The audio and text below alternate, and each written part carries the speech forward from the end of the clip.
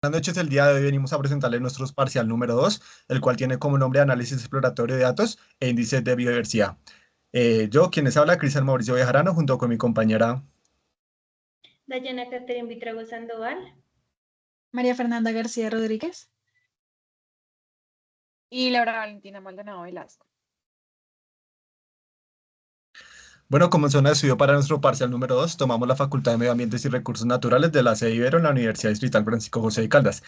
En esta zona realizamos un muestreo aleatorio simple con 90 muestras, en las cuales nos concentramos o tomamos variables como perímetro a la altura del pecho, diámetro a la altura del pecho, altura total de los individuos, altura comercial de los individuos y diámetro de copa, ancho y ortogonal.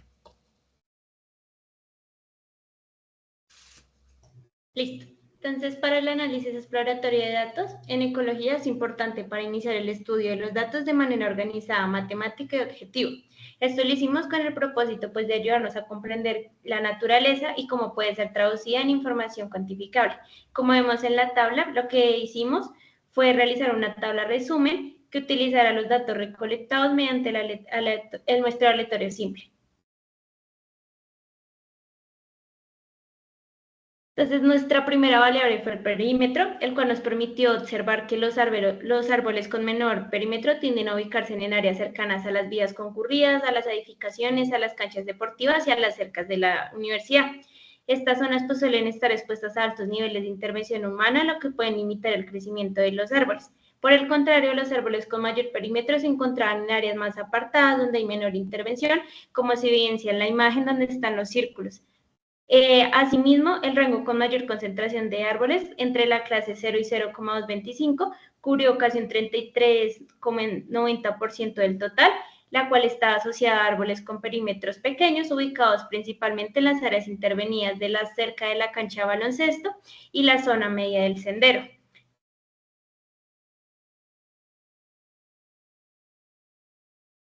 Nuestra segunda variable fue el diámetro, donde los árboles de menor diámetro se encontraban en áreas cercanas a vías concurridas, a las edificaciones, sobre todo en la parte alta de la universidad, la cerca de la cancha del baloncesto y la mitad del sendero.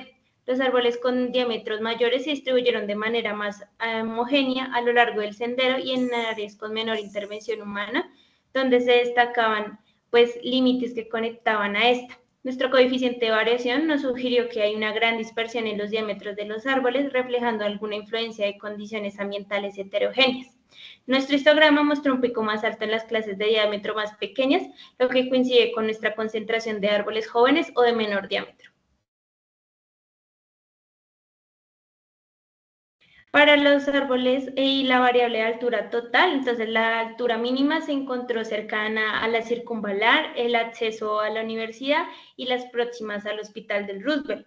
En contraste, los árboles con una altura máxima se localizaron en una zona boscosa a lo largo del sendero, específicamente los límites de ellos. En nuestro análisis, como podemos ver en QGIS, se seleccionaron 17 árboles entre el rango de 4,83 y 6,46 metros y nuestro coeficiente de variación fue un de 60,66, reflejando una dispersión significativa, indicando igualmente las condiciones ambientales heterogéneas.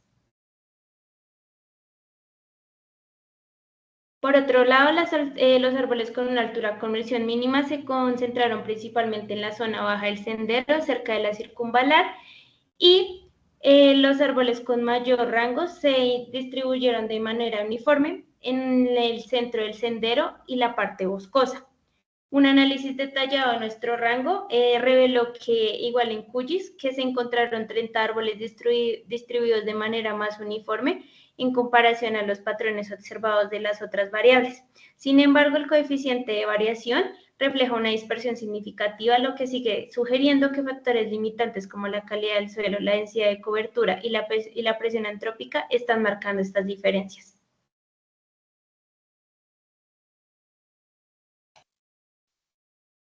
Ya hablando en cuanto al ancho, los árboles con un ancho mínimo se concentraron principalmente en la circunvalar y al lado del Instituto Roosevelt, en la zona del sendero y saliendo de la universidad. Esto nos puede sugerir que en estas áreas pueden tener condiciones ambientales que los favorecen en su crecimiento pues, al ser árboles más delgados, con suelos fértiles o mayor competencia por recursos. También, por otro lado, tenemos que los árboles con un ancho máximo se encuentran predominantemente en la zona del sendero, especialmente en la zona boscosa. La presencia de estos árboles anchos en estas áreas podría indicar que los suelos son más fértiles, menor competencia por recursos o las condiciones ambientales favorables. También en cuanto a la clase de árboles con un ancho mayor o igual a 6,45 se identificaron 17, según lo que se fue seleccionado por QGIS. Estos árboles se distribuyen mayormente en la zona boscosa cercana a la universidad y en la zona alrededor del vivero. Al analizar también ya en cuanto al histograma, se observa un pico alto en comparación con otros rangos. Este pico podría ser relacionado con una mayor densidad de cobertura vegetal en esta área. Sí. En cuanto a la ortogonal, los árboles con un ortogonal mínimo se concentraron principal en la zona cercana al vivero, una región que pues es caracterizada por una mayor intervención humana, posiblemente pues con condiciones ambientales menos favorables. Por otro lado, los árboles con ortogonal máximo se distribuyeron predominantemente en el sendero, especialmente en la zona boscosa. Este comportamiento resalta que las áreas con mayor densidad de cobertura vegetal y menor intervención antrópica ofrecen mejores condiciones para el desarrollo del ortogonal. En términos de las clases, se identificó que una clase de valores iguales o superiores a 0,925 lo incluía 30 árboles distribuidos. Ya en cuanto al análisis del histograma, se destaca un pico alto en una clase específica, lo que genera una mayor cantidad de árboles de valores anchos eh, dentro del rango intermedio. Cámbialo.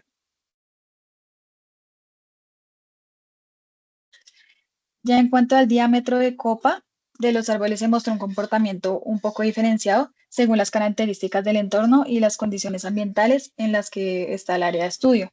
Los árboles con diámetros de copa mínimos se concentraron principalmente en las cercanías del vivero, una zona que representa mayor intervención antrópica y posiblemente condiciones ambientales menos favorables, como ya le había dicho antes, con la ortogonal.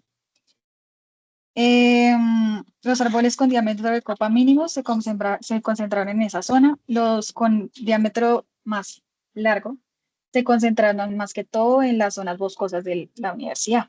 Un aspecto relevante es que dentro de las clases analizadas, una categoría con valores mayores o iguales a 7,45 incluyó únicamente un árbol, según lo seleccionado por QGIS.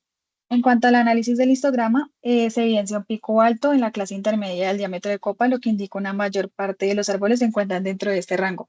Esto puede ser relacionado con las áreas de cobertura vegetal moderado o intermedio.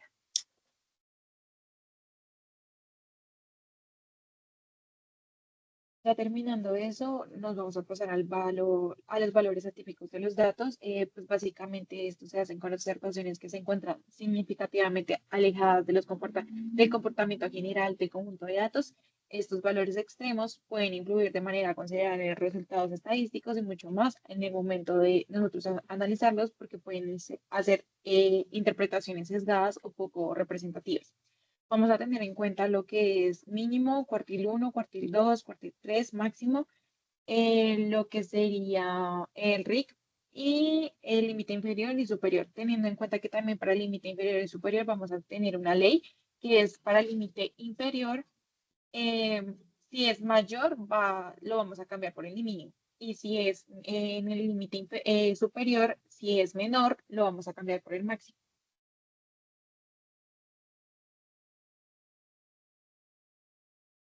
En el caso del box plot de perímetro, en el caso del box plot de perímetro, pudimos ver que no tuvimos que hacer esa ley de cambiar el límite inferior. Básicamente se observa que en el rango intercuarticulado es de 0,49, lo que indica una baja dispersión en el 50% central de los datos. Comprendiendo también que el primer cuartil, que es de 0,19, y el tercer cuartil, que es de 0,68. Además que esto sugiere que la mayoría de los árboles evaluados tienen perímetros bastante similares concentrados en este intervalo. Viendo pues ya el box plot final ya acomodado, refleja una ligera asimetría hacia valores más bajos, ya que la media es de 0,33 y está más cercana al cuartil 1 que en el cuartil 3. Esto podría indicar que pues, la mayoría de los árboles de concentración que hemos medido tienen perímetros bien pequeños dentro de un conjunto de datos. Esto podría ser por varios factores, como que pues, se encuentran en una edad uniforme, también podría ser por las prácticas de manejo forestal, entonces las intervenciones humanas, como las podas y los raleos, que pues son súper comunes en la universidad, al mismo tiempo que la similitud de los tamaños también puede ser por el factor de la especie.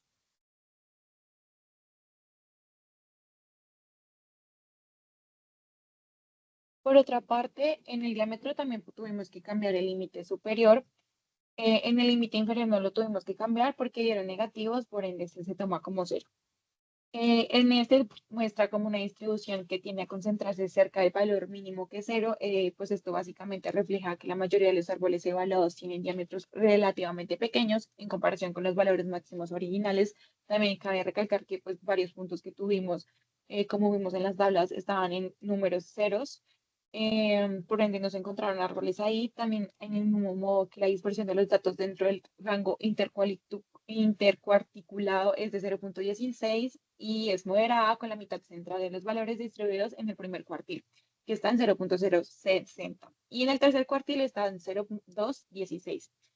Pues básicamente esto nos indica que cierta variabilidad en los diámetros, la mayoría de los árboles evaluados presentan medidas que no se desvían significativamente, así como en el tema de los perímetros.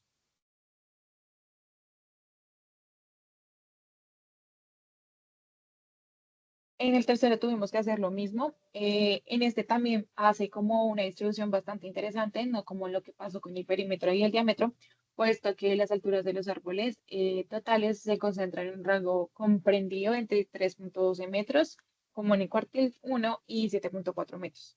En un rango intercuarticulado de 4,28 metros, lo que sugiere que hubo una mayor dispersión en comparación con lo que ya habíamos hablado del perímetro y el diámetro. En el tema del box plot muestra una distribución bastante simétrica, con la media 5,18, ubicado casi en el centro del rango intercuarticulado. Esto indica que las alturas de los árboles están distribuidas de manera relativamente uniforme dentro del rango central, aunque hay ligera inclinación hacia los valores más altos.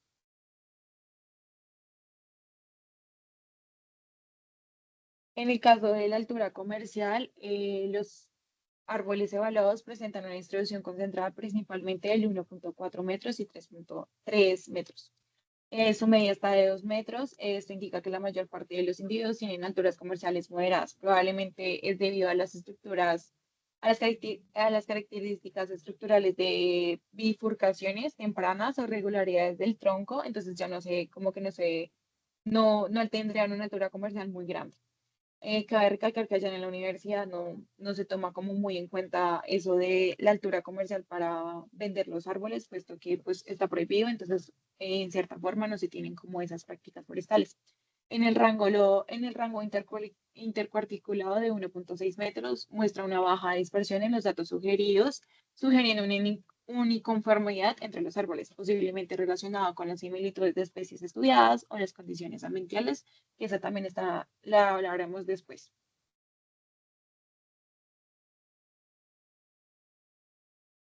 Con el ancho ya no tuvimos que cambiar, no se presentó la regla, entonces no tuvimos que cambiar con el inferior.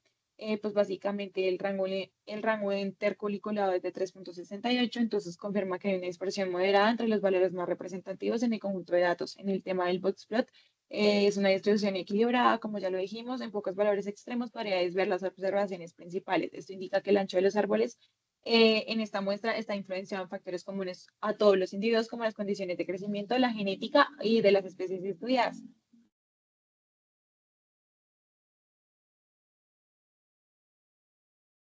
Ahora vamos a unir ortogonal y copa, pues tuvieron lo mismo con respecto a la máxima. Entonces, básicamente en esta se puede ver que hay una dispersión moderada dentro del rango central y por el otro lado, en esa para la ortogonal y en el otro lado el diámetro copa tiene como ligeramente mayor a la ortogonal, pero eso se ve como a que debe haber mayor heterogeneidad en dimensiones.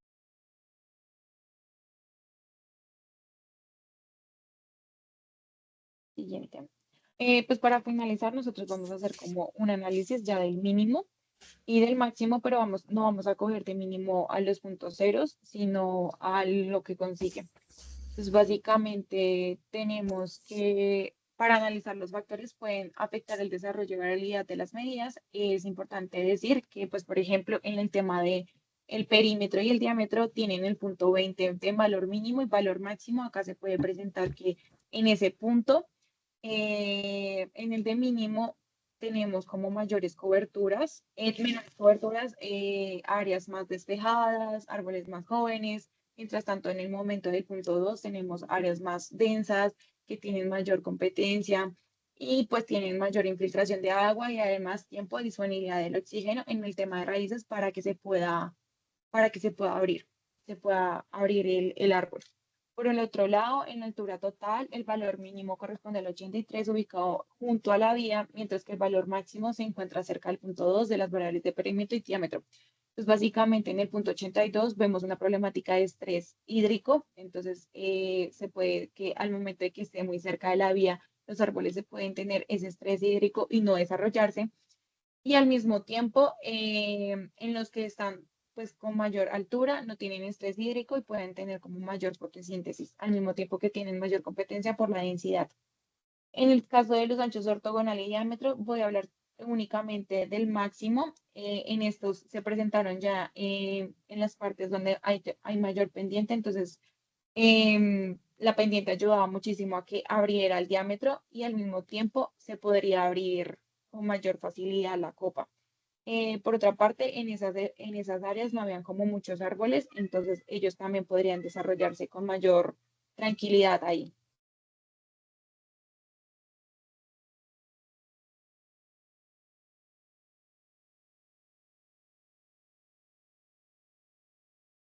Aquí podemos ver cómo los mapas identificando cada uno de esos.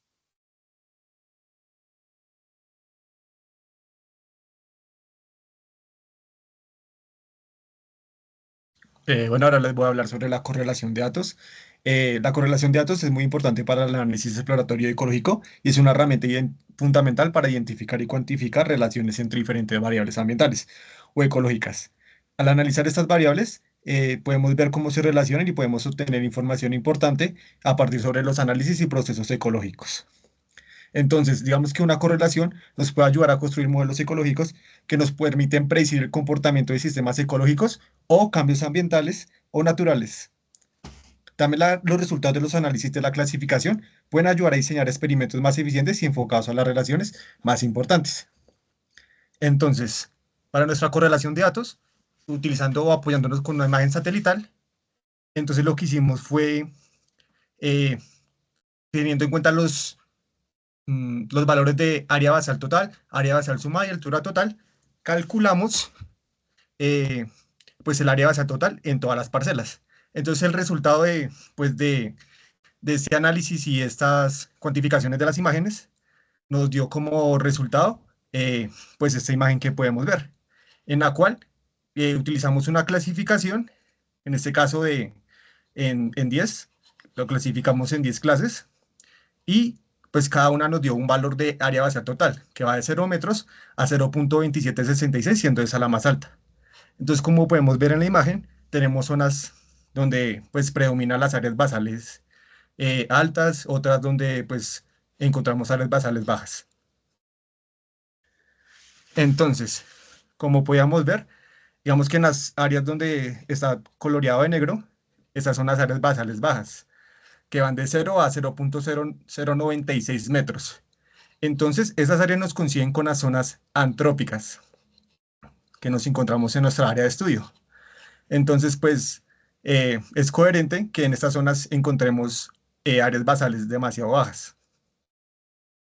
Pero aquí tenemos un caso especial y es que dentro de esta zona, que se supone que pues tiene un área basal baja, encontramos pues áreas basales altas, que lo podemos ver en el punto 1, 28 y 21. Entonces, esto más o menos queda cerca de la cafetería de la universidad y pues ahí como que limitaba nuestra área de estudio y hacia esa zona podemos encontrar o podemos ver que hay o se presenta una gran vegetación. Entonces, por eso se presentan esas áreas basales altas. Y ¿dónde más podemos encontrar las áreas basales altas? Las podemos encontrar en más o menos en los extremos de nuestra área de estudio y en los costados, que pues es donde encontramos más vegetación a comparación de las áreas centrales, que podemos encontrar pues áreas basales bajas o áreas basales intermedias. Entonces nosotros para utilizar la correlación de todos nuestros datos, utilizamos pues el área basal sumada, que es nuestra variable dependiente, y el máximo del NDVI, de las parcelas. Entonces utilizamos esta ecuación, que es un polinomio de grado 3, que pues nos dio una correlación, fue la correlación más alta que nos dio a comparación de las otras variables, como la mediana, la media, la varianza. Entonces, el máximo fue el que nos dio pues una correlación más alta y lo hicimos en base a esto. A pesar de ser una correlación pues baja, nos pues pudimos notar que nos dio unos resultados coherentes en cuanto pues al muestreo y las parcelas que tomamos.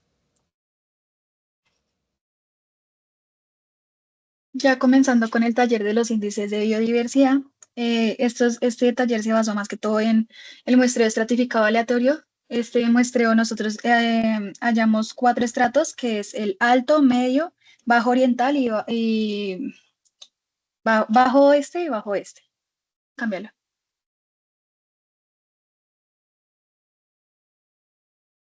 El índice alfa, los índices alfa miden la riqueza y la composición de especies dentro de una comunidad o hábitat específico. Esta representa la biodiversidad local, reflejando la variedad de especies en una sola unidad muestral. Cámbialo. Acá nosotros mostramos ya cómo hicimos los resultados, organizamos las tablas. Sigue. Acá con los 4 estratos. Sigue. En cuanto al índice de diversidad de Simpson, ahí está la ecuación, que es 1 menos lambda. Este índice es el inverso de la dominancia de Simpson, el cual para el primer estrato tuvo un valor de 72, igual que el valor del estrato 3, que también es de 72. Esto que nos indica una alta biodiversidad en los estratos, teniendo en cuenta que este índice se basa pues, en que si se toma una muestra, cuánta probabilidad hay de tener de tener especies diferentes. Aclarando esto, pues ya tenemos que en el estrato 1, 8 especies diferentes a las que tiene, a las que tiene mayor dominancia. Y en el estrato 11 tiene 11 especies diferentes a la que tiene mayor dominancia.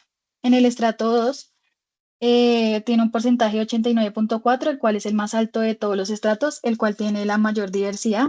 Este es a su vez, pues tiene el mayor número de riqueza específica, por lo cual ya se puede mostrar que este valor de diversidad de Simpson es coherente pues, con este estrato.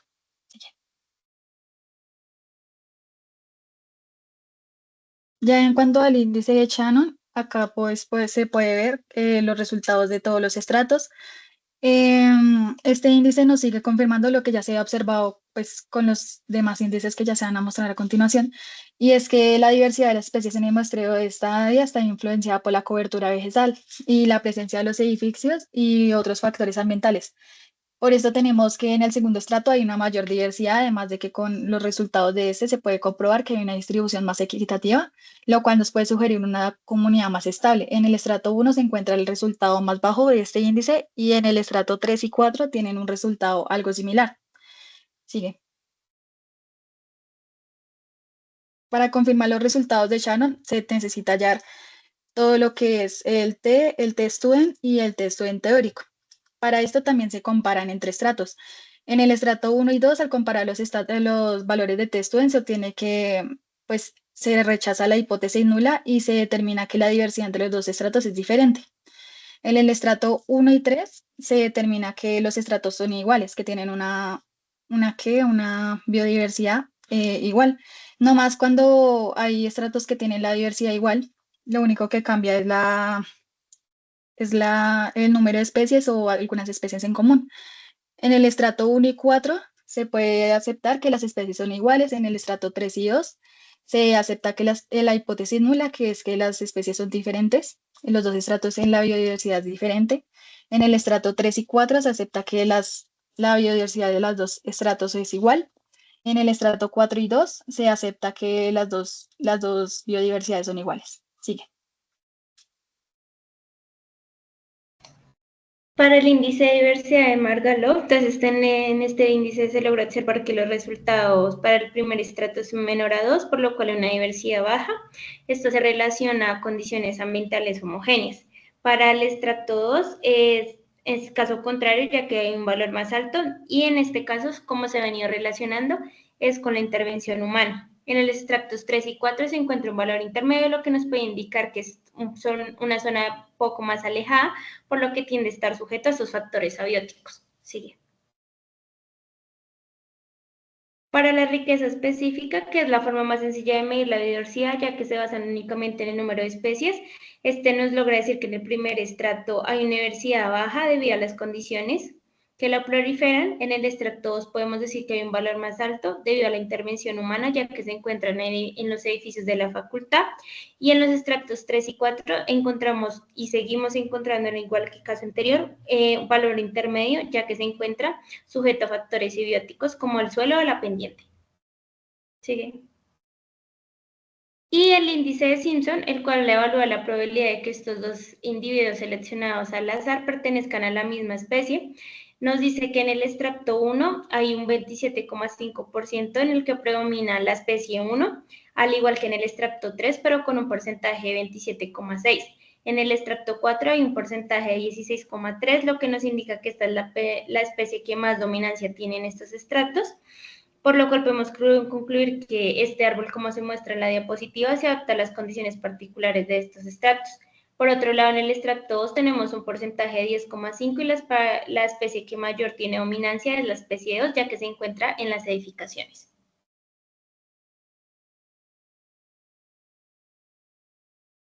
Continuando con los índices beta, pues básicamente estos índices de beta se utilizan para evaluar la variación o diferencia de la composición de especies entre diferentes comunidades o áreas. Entonces, básicamente se compara. El primer índice que vamos a hablar es el de Yakar. Sigue, por favor.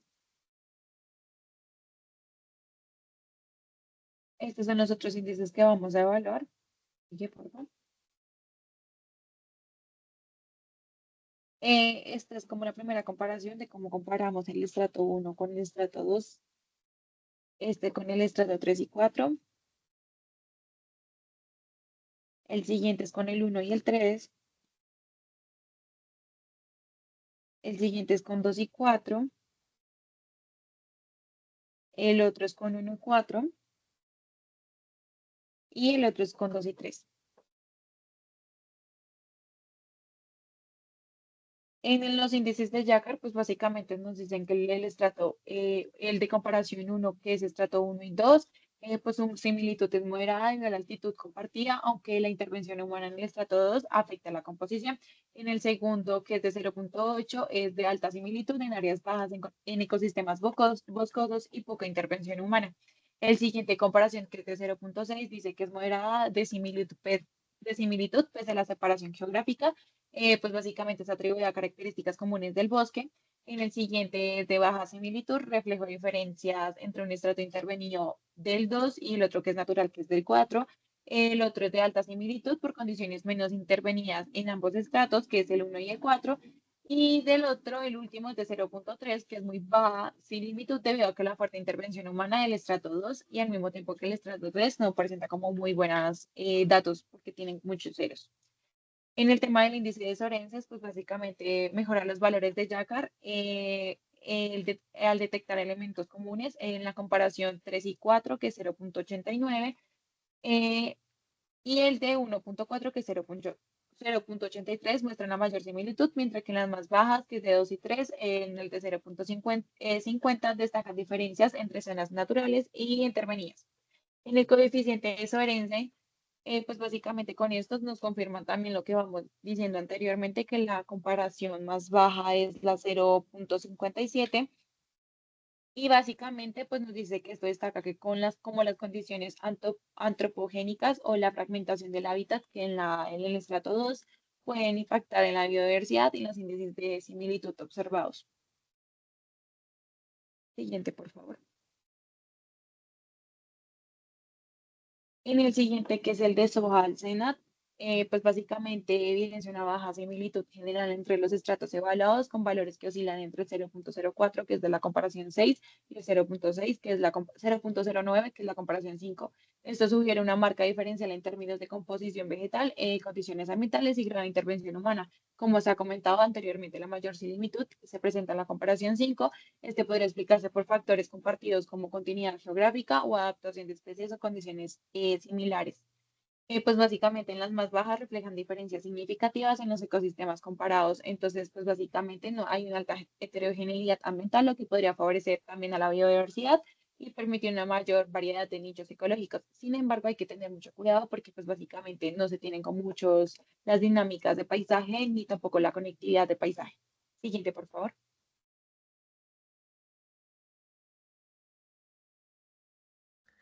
Bueno, el índice gamma es una medida que representa la diversidad total de especies en un conjunto de comunidades o áreas dentro de una región. Es una herramienta importante para entender la diversidad a escala regional y se complementa con los índices de alfa y beta. Entonces aquí pues tenemos los datos para calcular el índice gamma, donde tuvimos en cuenta la riqueza específica de cada uno de los estratos de alfa y pues beta, en donde calculábamos eh, el porcentaje de área de los cuatro estratos y pues las especies totales menos las especies que se encontraban en ese estrato. Entonces aquí pues ya tenemos los resultados para nuestra diversidad de gamma, en la cual pues nos dice que tiene una riqueza de 42,06. Esto nos indica que al combinar los cuatro estratos, esta es una diversidad significativa dentro del área. El promedio de especies se encuentra de cada rastro de 12 especies. Esto muestra que localmente las comunidades tienen una diversidad moderada, con aproximadamente 29% de la diversidad total, concentrada a nivel local. Eso sugiere que la diversidad alfa aporta menos de un tercio total regional, lo que podría ser un indicativo de cierta homogeneidad de las especies dentro de cada estrato. Mientras que la diversidad beta es de 30,06, representando el 71% de diversidad total dentro del área. Es un valor alto, lo que significa que la mayor parte de la diversidad en el área estudiada proviene de las diferencias en la composición de especies entre los estratos. En otras palabras, hay un alto reemplazo de especies entre las comunidades. Eso podría deberse a factores como diferencias del microclima, del tipo de suelo, de la topografía o los impactos de humanos en el área.